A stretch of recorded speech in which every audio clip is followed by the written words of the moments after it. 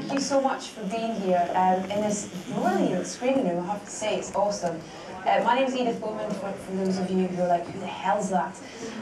I'm lucky enough to be here to chair this Q&A ahead of you seeing this brilliant film, which I got to see the day after I got back from Glastonbury, and all I wanted to do after I'd seen it was watch it again, because it's very funny, it's adorable. If you're a music fan as well, there's a real gorgeous thread of music running through it, which is very important to the whole story, and outstanding performances from the three people, and some others as well in the film. But these three people are here today to introduce the film, chat to us, and I'd please like to get you to give them a very warm welcome. So welcome Mark Ruffalo, Keira Knightley, and James Cordon.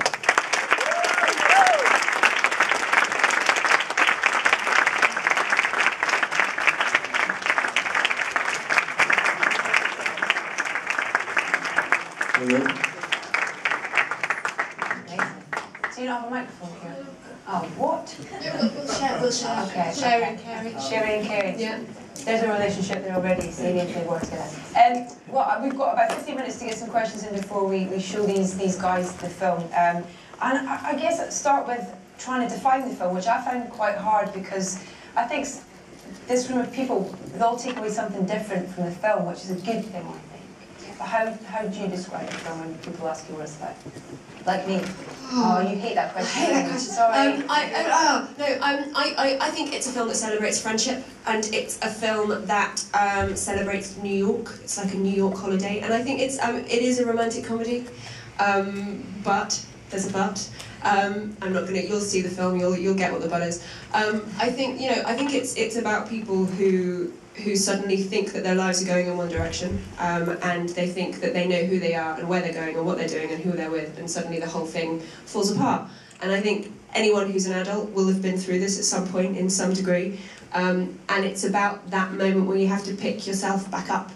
And I think the fact that you can pick yourself back up is an incredibly positive thing. Yeah. So hopefully people will leave it. You will leave it feeling happy about that. You almost get sent a lot of scripts and get approached about a lot of projects. What was it about this project that you were like, yeah, I'm going to do this? Was it director, cast, script? I think they both did it. They both did it, the opportunity to work with me. Yeah. That's true. I think Mark heard that I was doing it and thought, yeah, I'm on board. That's right, Mark, right? That's the truth. Save Ray. None of you had worked together before, and you probably never worked together ever again. I'm joking. But you hadn't worked together before, had you? No, but we felt like we did. What is it like on that first day of filming? I mean, is there much? You obviously meet prior to that, but that initial meeting, when you're meeting people that you're about to spend X amount of time with, you know, in various relationships on the set, what's that like? That kind of. Well, you invariably never sleep the night before. Really? That's true. It starts. Is that true? And it's you're very nervous. And with this movie, we were shooting in 23 days, and so you're very vulnerable, and I think that helps with the that kind of energy helps with what's going on in the movie. Yeah. So yes, it's always a little nerve-wracking, and then you get through your first day and you just fall apart. Do you think the film would have been the same film without music? Because music is I think, is such an important part of this. This would be a terrible film without music. You'll understand once you've seen it. If there was no mention of music and no music in this film, it would be the weirdest film you've ever seen. It would. You'll get it. You'll all have like a chuckle to yourself in about 20 minutes when you're watching it, because you'll go, yeah, without the music, this would be about 9 minutes long. It really is very much a music-centric film, but yes. I mean, do you mean the particular music is... because I think the film, the music doesn't narratively, we talked about it, doesn't narratively do anything. No, it's not a musical that suddenly, like, you know, you're talking and suddenly everybody bursts into song. It's not that kind of thing. It's much more, and I like it because of this. It's about people who write and perform music, and therefore the music is set in that sphere, as you will see in a minute. Does music for you form an important part, as some of the characters in the film? Is music as important to you personally as some of the characters in the film? Mark? I'd say probably not quite as important, because my life isn't depending on it. Like it is here. When you'll see the film in a few minutes. It's so weird. It's so weird to have a Q&A about a film before you have a film. Is this what you do in London? It's no, I'm like, no, sorry. I was like, this is kind of cool. But as you will see, music's very important to these people. It used to be titled, "Can a Song Save Your Life?" That's how important it is to these people. But yeah, music's been a big part of my life. And you'll see Mark play bass in the film. I'm not giving anything away, but when you see the film, you will see. He used to play bass in real life. I play bass in a not very good punk rock band in Voice of Reason, or VOR, as you might remember us by. Were you in a band, Keira? Have you been in a band? She's got the most amazing voice. You're going to see in the video. She's like amazing. Were you never in a band? No. Never in a band? You never formed a school? No, my brother actually, when I was about 14, he was like, "Oh, girl drummers are like the coolest thing ever," and he was a drummer, so he was like, "No, I've got to teach you how to be a girl drummer." Yeah. It ended in disaster. But I think we did 2 sessions, and I ended up hurling the sticks at him, and I've never drummed again. So that was about the end of my drumming career. I should have been in a punk band. Yeah. That would have worked in a punk band. I have an idea for your band. Oh yeah. Keira, drop the E. Yeah. Backup dancers. As long as you're the white Janet Jackson. That's what people have always said about you. You'll see it in the film. The second she comes on, oh my God, it's the white Janet Jackson. On the front of the Evening Standard, in the tonight's edition, is a picture of Keira sandwiched between Alexa Chung and Cara Delevingne. And immediately you're like, oh, they're the white TLC.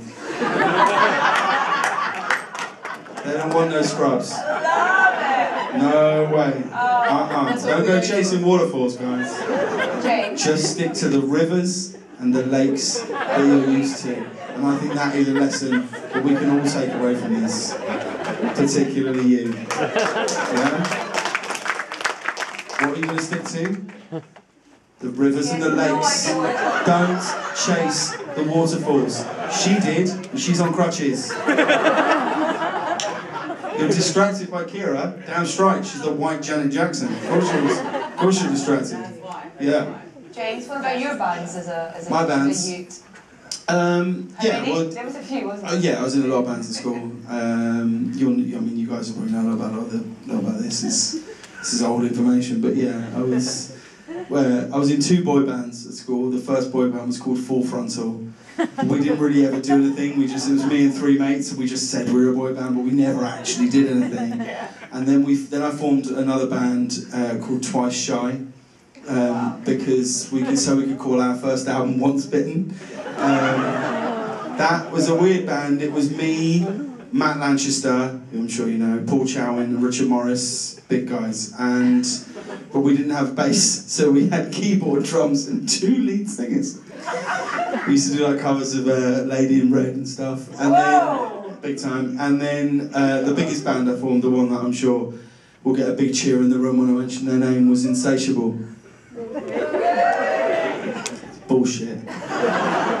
Yeah, we were a boy band. Set up another boy band. Yeah, boy band, 5 of us. Yeah, we had songs called, Lover. You'll know. Mark, you know some of our work, don't you? I remember Get Ready Girl. That's right, Girl, Are You Ready? Yeah. Yeah. We wrote a song called Girl, Are You Ready that we thought was amazing, but in hindsight it sounds a bit rapey. It didn't age well. Girl, Are You Ready? Girl, Are You Ready? Girl, Are You Ready? Just tell me when you're ready. Girl, Are You Ready? I ain't gonna rush you. Nothing sounds like you potentially might rush them more than constantly saying, I'm not going to rush you. So, yeah, but this is all good stuff for the film. This is all good relevant stuff. The thing is that the reason we talk about music is because a big part of the film, Keira sings amazingly in the film. And you already, one up on these 2. You've done an album. This is an album. I know. This is it. This is my album. This is it. You're about to see a very long video of the whole album. But yeah, Keira, the album.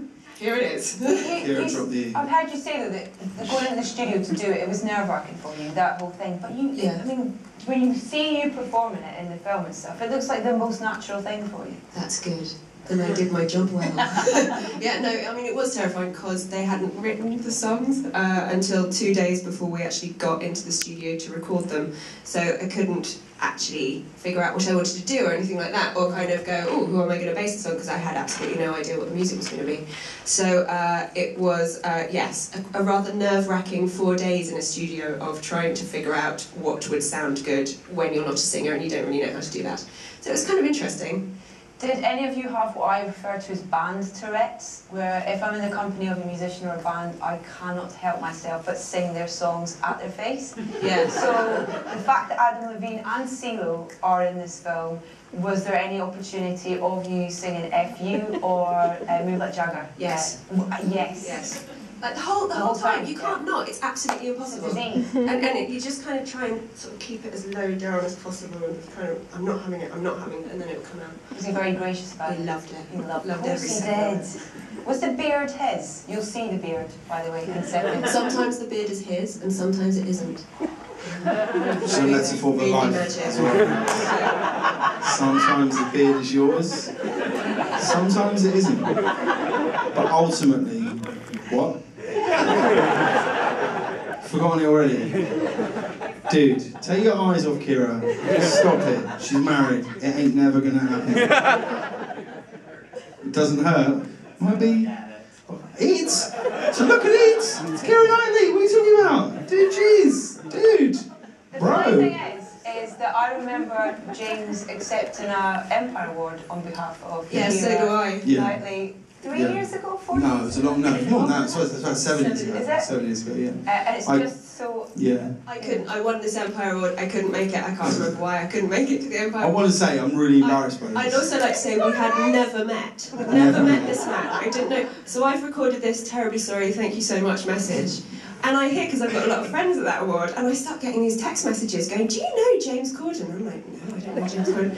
Because, what did you do? I didn't really know what I was going to say.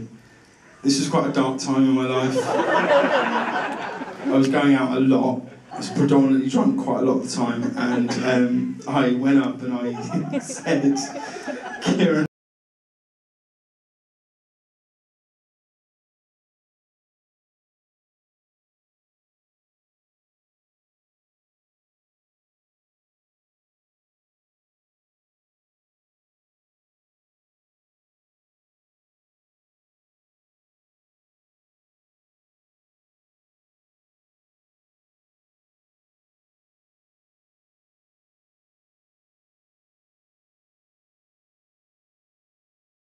and it did get a big laugh in the room, but I would never dream of doing such a thing to anybody now. I really wouldn't. When I first met him, the sheepish look on his face was like, you sort of looked like you wanted the ground to swallow you up. Yeah, I didn't know whether to bring it up, so and we haven't until now. This is the first time. We've actually managed to completely pass over it and get on very well, and have a nice yeah. I mean, it's certainly making me sweat quite a lot. So am I. I'm sweating like the CeeLo Green. I was in the room and it was very funny at the time. Very, very funny. Long time ago, guys. Long time ago. Water under the bridge. Before we say enjoy the film to these lovely people, what's the thing that you'll take away from this experience from making this film? Whether that be, I don't know, memorable day of filming, or something you learn, or an experience. Mark, you can start. Because I seem so ready. Yeah, you grabbed the mic from my hand. I was just trying to be a gentleman. James. Please don't do that. What will I take away Yeah, from what it? do you take away from this experience making this film? Well, for me, I mean, it was genuinely a joyous time for me. Like, I was in a play at the time in New York, and so to be able to be in a film with people like Keira and Mark and work with a director like John is amazing for me. And just to be shooting a film in Manhattan, on the streets of Manhattan, walking around, Alphabet City and Central Park, and be filming a film where Manhattan is such a part of it that like I feel like I had a romantic attachment to that city before I even went. I didn't even go till I was like 24, but I felt like I'd gone because I'd watched so many films that were set there. So to be in one, to be there shooting one that so shows it as it is, I think it's not. It shows all of the the perfect imperfections of it as a place. To be there, walking around and working with such great people and having such a great time. That's my abiding memory of it, and nothing can sort of take that away really. There's a weird thing happens with films where you shoot it and you have a great time and then it sort of disappears for a while and then comes out and people would deem whether it's a success or a failure as to how many people go and do that on that Friday. And I never really think of it like that. I think you can only judge it on your personal experience, and if no one goes on Friday, on the 11th when it opens, if nobody goes and people go, God, what a disaster, I will always go, but it was an amazing time and I loved making it, and that is what makes it a success. There's no need for you to answer. I can't say, I second that. Well, he brings the funny and the warmth. Well enough after that. Thank you so much. And just was a little insight that the guys gave me earlier when we did a Q&A. This is a little film, and 23 days you say you shot it in, is that right? And you'll see that there's lots of stuff filmed around Manhattan. There's a scene between Keira and Mark where they're listening to music on a little splitter, walking around Manhattan, and a lot of that was filmed kind of illegally, I guess, without any permits and stuff like that, 3 in the morning, things like that. So just take that kind of essence of realness into watching the film as well, and I think you're in for a bit of a treat next, guys. So thank you so much. But more than that, don't go chasing waterfalls. Yeah. Stick to the. If we've learned anything today, it's that, guys. Well done.